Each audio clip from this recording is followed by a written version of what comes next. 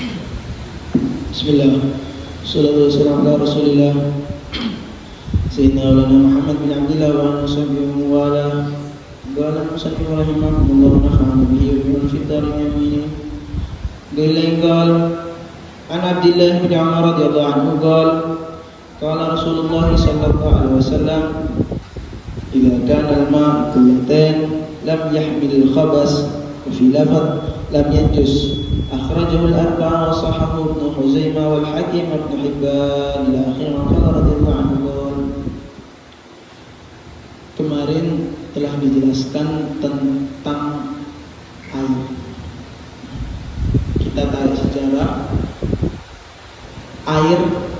Kemarin sudah dijelaskan bagaimana kita mendapatkan air yang menjadikan air tersebut sah untuk kita berwudu dan lain-lain, yaitu menggunakan air mutlak.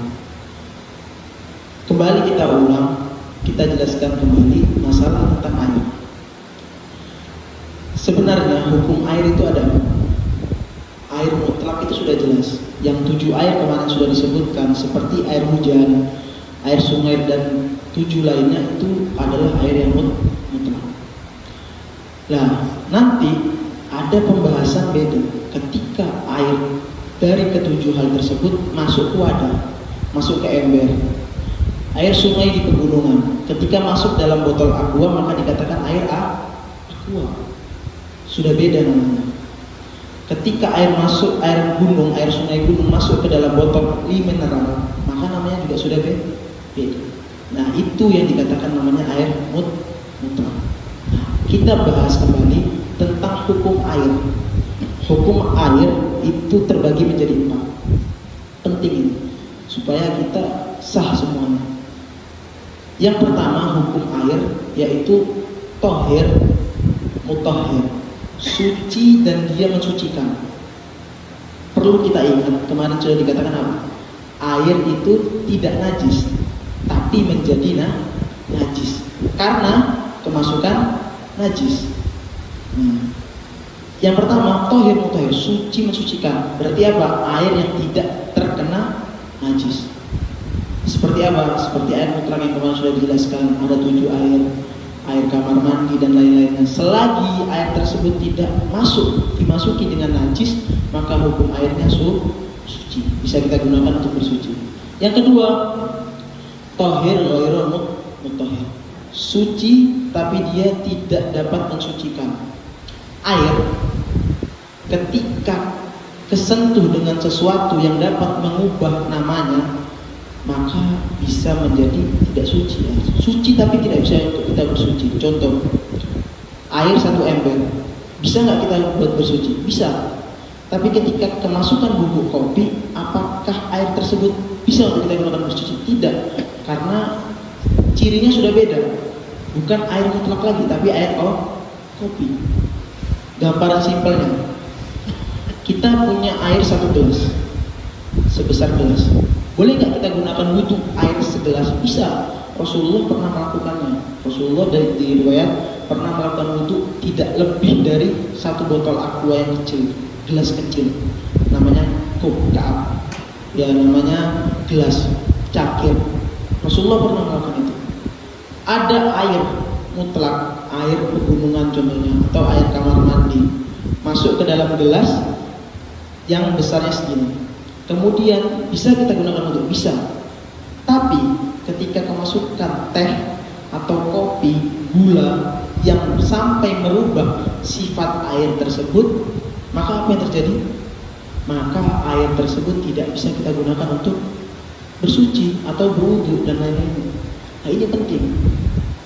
Lah, rumusnya, gampangannya ini dipakai dalam semua pembahasan air. Air apa rumusnya?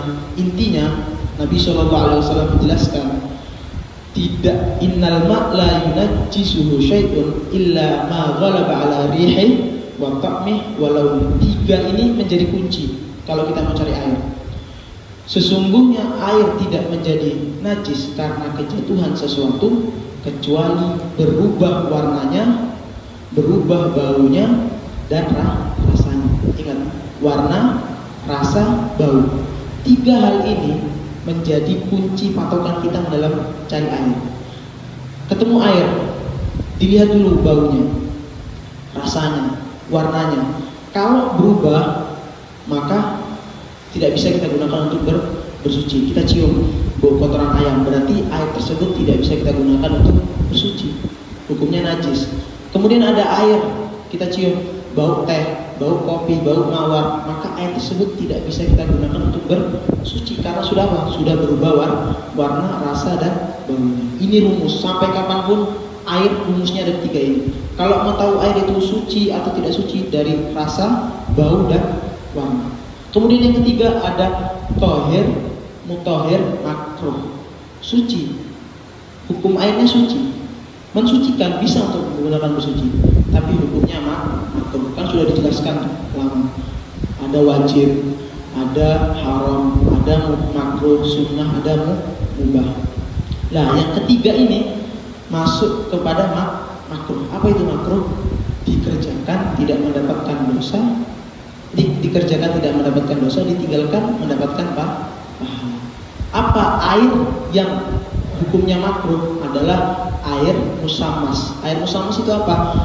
Air yang berada di wadah besi, kemudian terkena panasnya matahari, ketika kita gunakan untuk berwudu menjadi belang kulit kita. Nah, ini menjadi air musammas, hukumnya makruh. Apalagi sampai terluka, maka hukumnya haram. Kenapa haram? Karena menyakiti diri sendiri. Yang terakhir, yang keempat adalah ma'ul mutanajjis, air yang terkena najis. Air yang terkena najis. Mutanajjis itu diambil dari fi'il tanajjasa. Tanajjasa ya tanajjasu. Apa artinya? Menjadi najis. Kita ulangi lagi. Air tidak pernah najis. Air tidak ada yang najis. Tapi semua air menjadi najis kecuali khamar, kecuali arak, kecuali anggur merah dan lain-lainnya. Itu hukumnya najis. Makanya Allah Subhanahu wa taala berfirman, "Wala taqrabus shalah wa antum sukara." Jangan kamu mendekati sholat dan kamu dalam keadaan mabuk, karena orang yang mabuk dalam dirinya najis. Sampai dia sadar, dia bersuci, baru dia boleh untuk sholat kembali. Nah, ada pembahasan dalam air lagi. Setelah kita tahu air mutlak, air makruh, air yang suci tidak mensucikan. Air mutlak ketika masuk ke dalam wadah, maka hukumnya berbeda-beda. Ada namanya ma'ul kullaten, yang dikatakan oleh ulama ma'ul kathir, air yang banyak. Air 2 kula itu air banyak. Ini rumus. Air 2 kula itu air banyak. Air yang kurang dari 2 kula itu air sedikit. Air yang 2 kula itu bagaimana? Yang ada di bak mandi yang besarnya 60 kali 60 kali 60. Itu mencapai 2 kula. Apa bedanya air tidak mencapai 2 kula dengan air yang 2 kula? Air yang sedikit dan yang banyak. Nah, ini perbedaannya sangat banyak. Kalau dalam mazhab lain, mazhab Imam Maliki mungkin, mazhab Imam Hanafi, Imam Hambali, itu kisaran air 2 kulanya tidak jelas. Cuman yang paling keras di dalam air itu Imam Syafi'i, mazhabnya kita. Karena air adalah kunci untuk melaksanakan seluruh ibadah. Jadi sangat keras Imam Syafi'i. Jadi air 2 kula itu perlu diperhatikan. Apa yang menjadikan pembeda? Air sedikit sama air banyak, sama kan? Sama-sama air mutlak. Apa yang membedakan keduanya kok sampai ulama membagi dua? Nah, yang menjadi beda seperti ini. Air yang sedikit yunajjisuhu walau bahasa Arabnya intinya air yang sedikit ketika dia kemasukan najis, mau dia gak berubah baunya, ya ingat kan rumus tadi 3, mau gak berubah baunya, warnanya, rasanya, air yang sedikit tidak mencapai 2 kula. Contohnya bak cat, timba cat itu sedikit kan, airnya sedikit, kemasukan najis, tidak berubah warnanya, tidak berubah baunya, tidak berubah rasanya, maka bagaimana hukumnya? Najis, karena airnya sedikit. Paham? Tapi kalau airnya banyak, maka dapat syarat lebih karena yang banyak. Apa syarat lebihnya? Jika kemasukan satu najis, contoh bak besar, kolam renang contoh, kemasukan kotoran cicak, berubah nggak baunya? Nggak. Berubah nggak rasanya? Nggak. Berubah nggak warnanya? Nggak. Maka air tersebut masih bisa kita gunakan untuk bersuci. Makanya lautan itu kan banyak. Mau satu dunia kencing pun kalau masih besar lautan tetap suci. Kolam renang yang lebihnya dari 2 bulan, ya kencing sampai sekiranya yang kencing beberapa orang saja masih bisa untuk kita bersuci. Intinya tidak berubah apa? Rasa, bau dan warna. Lah itu yang membedakan air sedikit dan air yang banyak. Makanya kata Nabi SAW yang hadis telah dibaca tadi dari Abdullah bin Umar, dari anaknya Sayyidina Umar. Beliau berkata, "Idza kana al-ma'u qullatan lam yahmil khabas." Jika ada air itu mencapai 2 kula, berarti apa tadi? Air banyak, maka dia tidak membawa najis. Dengan syarat tidak berubah bau, tidak berubah rasa dan warna. Nah itu prinsipnya air sudah. Mau dimanapun air, kalau 3 ini nggak berubah aman. Selagi dia air yang banyak. Tapi kalau air yang sedikit berubah apa nggak berubah kemasukan najis, tetap hukumnya najis. Makanya lebih enak mana? Lebih enak air yang banyak. Nah intinya dalam pelajaran ini kita harus paham tentang air sedikit atau air banyak, sehingga ketika kita ada di daerah yang terpencil atau di mana, kita tahu air tersebut, kita paham tentang air ini air banyak apa air sedikit. Oh ini air banyak, ketika di kamar mandi contohnya, oh ini air banyak, insya Allah lebih dari 2 bulan, insya Allah lebih dari 2 bulan ada kemasukan najis, udah nggak perlu ragu lagi, pakai mandi udah selesai. Tapi kalau airnya sedikit kemasukan najis, dicium baunya nggak ada, dicium dirasa nggak ada rasanya, warnanya pun nggak berubah, tetap hukumnya menjadi najis karena sedikit. Seperti itu. Ibaratnya orang yang jual jeruk, orang yang jual buah-buahan ini, kalau dia jual buahnya sedikit, ada busuknya kelihatan nggak? Kelihatan, tapi jadi orang nggak mau beli, pasti dipilih. Tapi kalau buah itu banyak, ada busuknya sedikit dicampur nggak kelihatan. Nah itu ibaratnya kayak air tadi, mau sebanyak apapun airnya kemasukan satu najis, nggak menjadi najis, nggak pengaruh.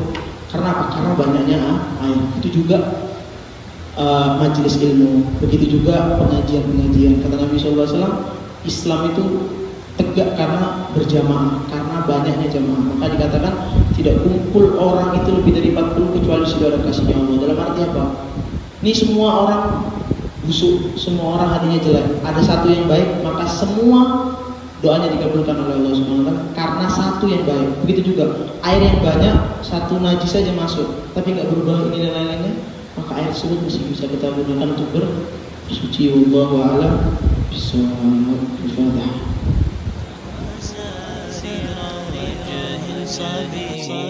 سبيل الدموع سبيل مريح، تنهدى يا صاحي كي تستريح.